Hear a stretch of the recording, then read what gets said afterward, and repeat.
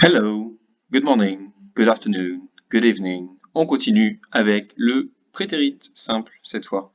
Donc toujours révision de conjugaison, toujours dans le but de se rappeler comment on doit former les temps et toujours dans le but surtout de savoir quand est-ce qu'on doit les utiliser. Alors attention, le prétérit justement c'est un des gros problèmes, c'est que ça ne va pas du tout se calquer sur le français. C'est ce qu'on va voir là. Donc, le prétérit simple, quand est-ce qu'on l'utilise? Alors, en fait, il n'y a qu'une seule chose à retenir, c'est qu'on l'utilise pour une action passée. Mais pas que, parce que vous avez plusieurs temps pour le passer en anglais. L'action est passée, l'action est terminée, l'action est datée et l'action est clairement distincte du présent. On ne fait pas de lien avec le présent, on s'intéresse juste à parler d'une action passée qu'on va marquer de façon précise dans le passé. Pour ça, vous allez avoir des indices dans les phrases. Encore une fois, vous les aurez peut-être que vous ne les aurez pas. Ce sera à vous de comprendre qu'on est en train de parler d'une action passée, révolue, datée, terminée. Yesterday peut vous indiquer, par exemple, hier ou 2 days ago, il y a 2 jours, 2 days ago.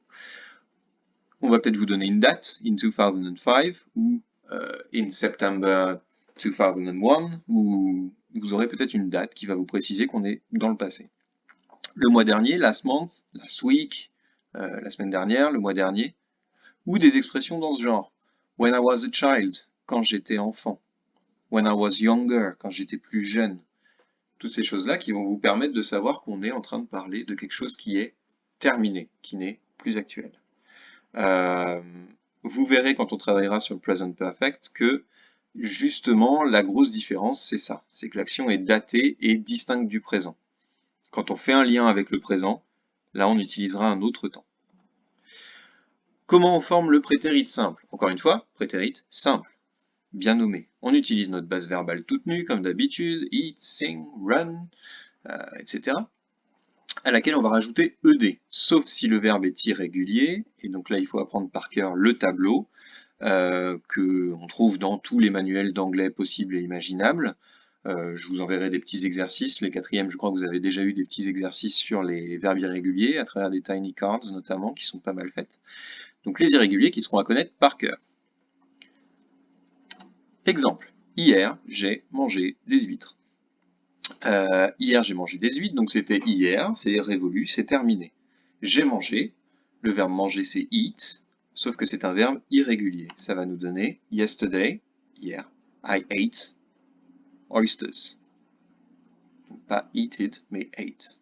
Là il faut connaître par cœur, malheureusement c'est le moment où vous n'avez plus le choix. Quand j'étais petit j'aimais le chocolat, donc là on retrouve l'expression de tout à l'heure.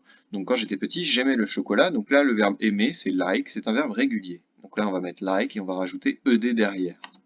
When I was a child, quand j'étais petit, quand j'étais un enfant, I, le sujet, liked chocolate.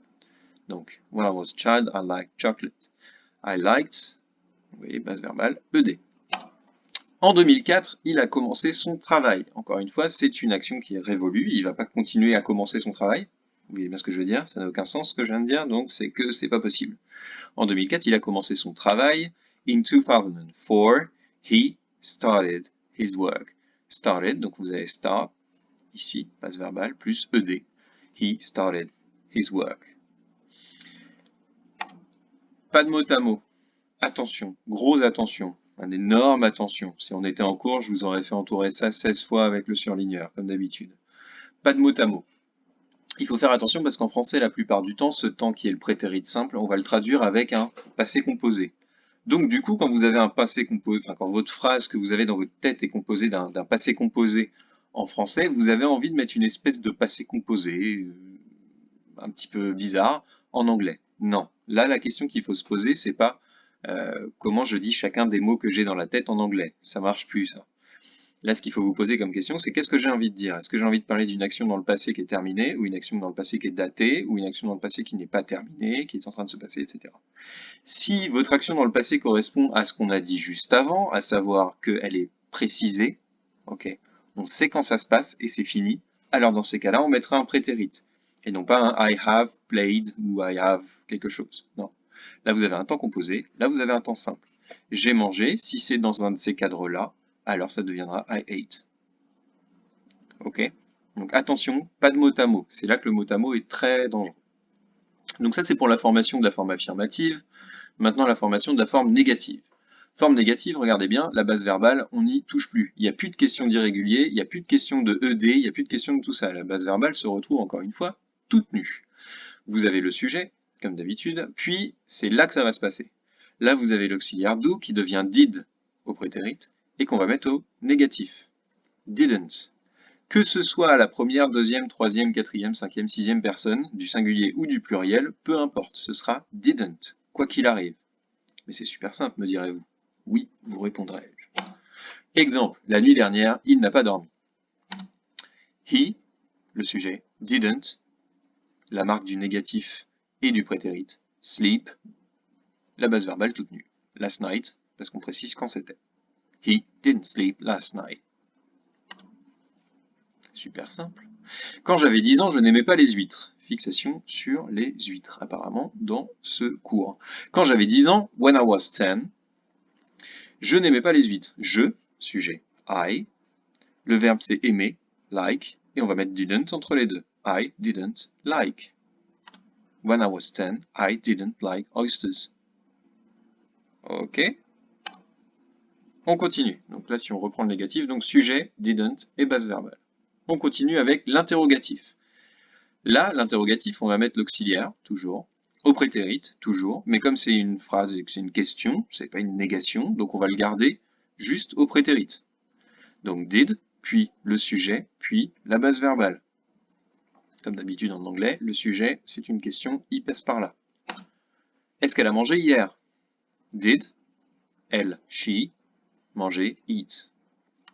Did she eat yesterday? Là, vous voyez, il n'y a plus de question de mettre ça, de mettre un ate ou quelque chose comme ça. Il n'y a plus d'irrégulier, c'est terminé. Est-ce que tu as regardé le film hier soir? Did you watch the movie last night? Did you, tu, watch, regardez. Did you watch the movie last night? Donc vous retrouverez tout ça dans les exercices que vous avez dans votre fiche de travail. Vous avez des exercices où vous allez devoir choisir s'il faut utiliser le prétérit simple ou le présent simple. Et c'est dans un QCM Pronote aussi, moi ça me permettra de voir un petit peu vos avancées. Ok, bon, eh bien bon courage pour emmagasiner tout ça, revoir tout ça, remettre tout ça bien clair, and see you soon. Bye bye.